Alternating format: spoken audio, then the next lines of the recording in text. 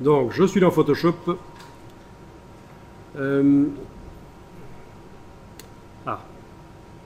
Alors oui, Photoshop est un logiciel particulier dans la suite Adobe, contrairement à tous les autres. Même si le système d'exploitation est en français, il va s'ouvrir dans la langue qu'on a prédéfinie dans les préférences de Photoshop. Donc c'est-à-dire qu'ici, il est en anglais chez moi, alors que mon système d'exploitation est en français. Donc ce que je vais faire, c'est aller dans les préférences de Photoshop. Moi, ici, préférences interface, demander d'avoir la langue. Eh bien, je ne l'ai installé qu'en anglais, celui-là. Ok. C'est la dernière version, en fait. C'est pas grave. On va faire autrement. Je vais l'ouvrir dans un autre Photoshop plus ancien. Le temps que je réinstalle le Photoshop 2015-5 en français aussi. Bon, essayons le 2015 tout simple.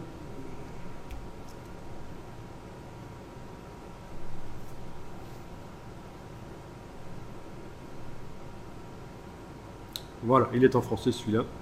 Et donc dans les préférences interface,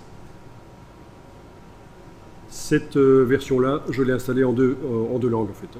Donc j'ai le choix ici de la langue de Photoshop. Mais bon, il est en français, là c'est parfait.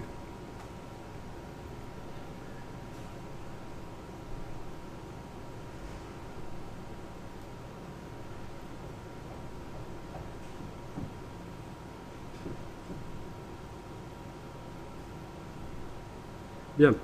Dans Photoshop, vous pouvez enfoncer la touche F sur le clavier, comme ça, ça met l'image en plein écran. Vous avez la barre d'espacement pour bouger l'image sur l'écran. Vous avez la touche, vous avez Alt roulette pour zoomer. Voilà, comme dans InDesign.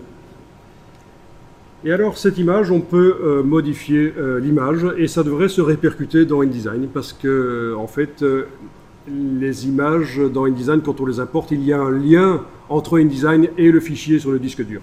Donc, si je modifie l'image, ça devrait se modifier, ça va même se modifier tout de suite. Alors, on y va. On va modifier la balance couleur dans cette image en allant chercher Image, Réglage, Courbe. Image, Réglage, Courbe.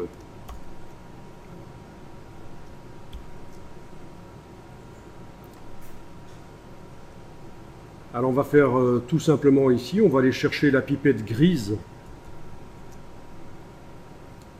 La pipette qui contient une substance grise ici.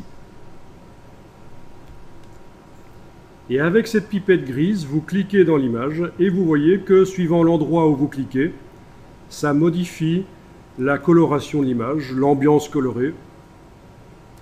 On est en train de régler la balance des gris de l'image en fait.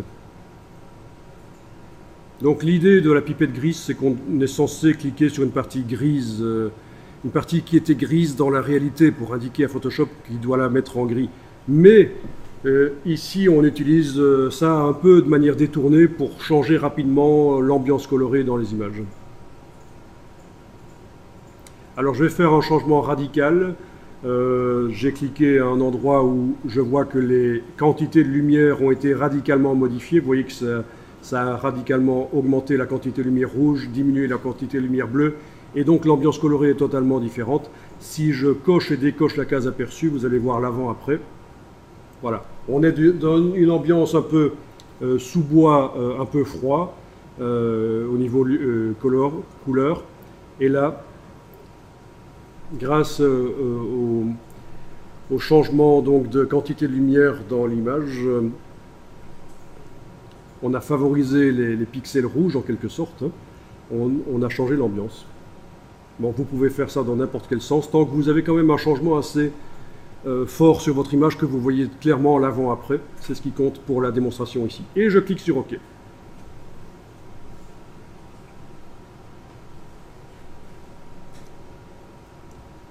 Bien, dans InDesign, c'est toujours la version d'avant. Et InDesign ne me dit rien du tout, il ne me dit pas que l'image a été modifiée, il ne sait pas qu'elle a été modifiée. Pourquoi? Parce que lui, il regarde le fichier. Le fichier n'a pas été modifié. J'ai juste dit, grâce au menu ici, modifier avec Photoshop, j'ai juste dit à InDesign, tiens, cette image, le fichier qui est sur le disque dur, tu me l'ouvres dans Photoshop. Maintenant, dans Photoshop, je vais enregistrer le fichier sur le disque dur. Je fais fichier enregistré.